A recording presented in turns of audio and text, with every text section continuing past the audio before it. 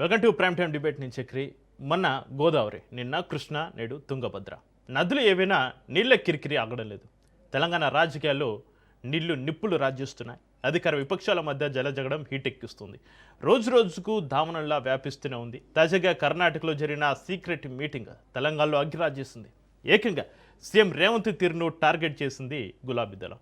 నీళ్ల మంత్రి లేకుండా చర్చలేంటని ప్రశ్నిస్తోంది. ఆర్డీఎస్కు స్పష్టమైన నీటి కేటాయింపులు వచ్చాయా? నదుల అనుసంధానం పేరిట జలదోపిడికి రెడ్ కార్పెట్ వేస్తున్నారా? మన నీళ్లు ఎత్తుకుపోతుంటే నీరో చక్రవర్తులా ప్రవర్తిస్తున్నారన్న విమర్శలు ఎందుకు వస్తున్నాయి? తెలంగాణ ఇరిగేషన్ మినిస్టర్ను కూడా బయట వచ్చేంత సీక్రెట్ అందులో ఏముంది? వాటర్ వార్ పైన ఇవాళ స్పెషల్ డిబేట్. తుంగభద్ర జలాల అంశం మరోసారి తెలంగాణ పాలిటిక్స్లో హాట్ టాపిక్గా మారింది. నేరుగా ముఖ్యమంత్రి రేవంత్ రెడ్డి పైన మాజీ మంత్రి హరీష్ రావు విమర్శలు గుప్పించారు. తుంగభద్ర జలాల విషయంలో కర్ణాటక, ఆంధ్రప్రదేశ్ ప్రభుత్వాలు అక్రమ నిర్మాణాలు, నీటి వినియోగం పైన ముందుకు వెళ్తున్నాయంటూ ఆరోపణలు సంధించారు. ముగ్గురు ముఖ్యమంత్రులు డీకే శివకుమార్, చంద్రబాబు, రేవంత్ రెడ్డి రహస్య సమావేశంలో రాష్ట్ర ప్రయోజనాలకు సంబంధించిన అంశాలపై ఏ నిర్ణయాలు తీసుకున్నారో ప్రజలకు వెల్లడించాలని డిమాండ్ చేశారు హరీష్ రావు. ఇక తెలంగాణకు సంబంధించిన నీటి అంశాలపైన స్పష్టత ఇవ్వాలన్నారు.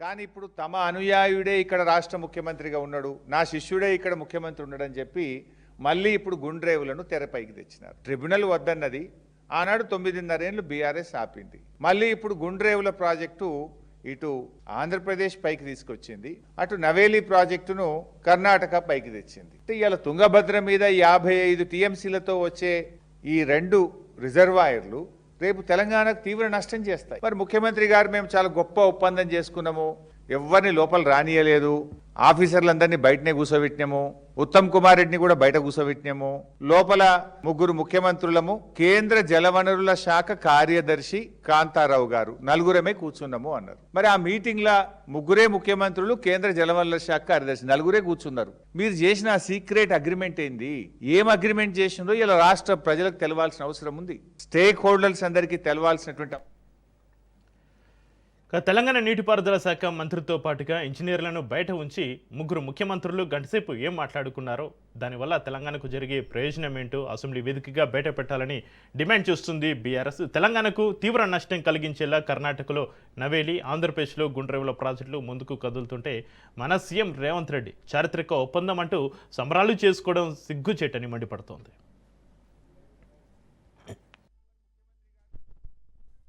మొన్న కర్ణాటకలో జరిగినటువంటి 3 రాష్ట్రాల ముఖ్యమంత్రుల సమావేశం ఏదైతే తుంగభద్ర గేట్ల ప్రారంభోత్సవ కార్యక్రమ సందర్భంగా మన రాష్ట్ర ముఖ్యమంత్రి రేవంత్ రెడ్డి గారు ఒక చారిత్రక ఒప్పందం మేము చేసుకున్నాము అని చెప్పడం అనేటువంటిది నిజంగా ఆశ్చర్యకరం. ఏంటి ఆ చారిత్రక ఒప్పందం ఏంటి, అసలు నువ్వు చేసుకున్నదేందో ఈరోజు ప్రజలకు చెప్పాల్సినటువంటి అవసరం ఉంది. ముఖ్యమంత్రి గారు అయితే మరి బయటకు వచ్చి ఏదో చారిత్రక ఒప్పందం చేసుకున్నామని సంబరాలు చేసుకుంటా ఉన్నారు. తుంగభద్ర నీటి రాజకీయాలు తెలంగాణ రాష్ట్ర రాజకీయాలు ప్రధాన అంశంగా మారాయి. ఒకవేళ ఏపీ గుండ్రేవుల రిజర్వాయర్ నిర్మిస్తే తెలంగాణకు తీరని నష్టం తప్పదని తెలంగాణ వాదులు ఆందోళన వ్యక్తం చేస్తున్న పరిస్థితి.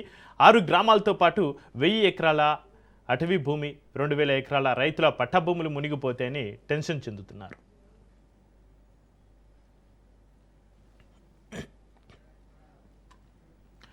ఇక గతంలో గుండ్రేవులను కేసీఆర్ ప్రభుత్వం అడ్డుకుంది. కానీ ఇప్పుడు ఏపీ సీఎం తన శిష్యుడు రేవంత్ రెడ్డి తెలంగాణ ముఖ్యమంత్రి అయ్యాడనే ధీమాతోటి ఉన్నారని, మళ్ళీ ఆ ప్రాజెక్టును తీసుకురావడం జరుగుతుందని ఆరోపించారు గులాబీ లీడర్లు. రేవంత్ రెడ్డి గుంపు మేస్త్రి అయినా అభ్యంతరం లేదు, కానీ తెలంగాణ ముంచే ముంపు మేస్త్రి కావద్దని సూచించారు.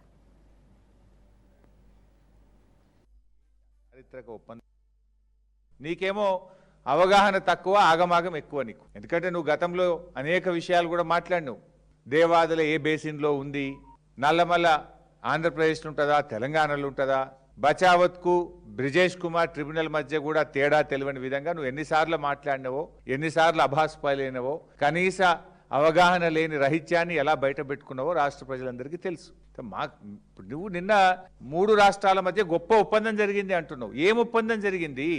మనకు ఆర్డీఎస్ ప్రాజెక్టుకు 15.9 టీఎంసీల నీళ్లు రావాలి, రావడం లేదు.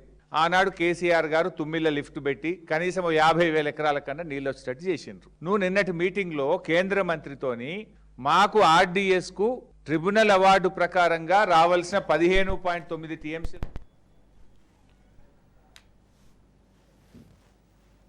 ఇక సమస్త ప్రాణకోటికి జీవనాధారం నీరు. పంచభూతాల్లో అధిక ప్రాధాన్యం ఇచ్చింది జలానికే. అలాంటి నీరు భూమి మీద లేకుండా పోతే ఎలా అనే ప్రశ్నలు సర్వత్రా వినిపిస్తున్నాయి. జల సంక్షోభం దిశగా ప్రపంచం పయనిస్తుంది. 1 కాదు 2 కాదు 100కు పైగా దేశాలు నీళ్ళో రామచంద్ర అంటున్నాయి. అందుకే నదుల అనుసంధానం అంటోంది మోడీ సర్కార్. భవిష్యత్తులో నీటి కష్టాలు రాకుండా అడుగులు వేస్తోంది.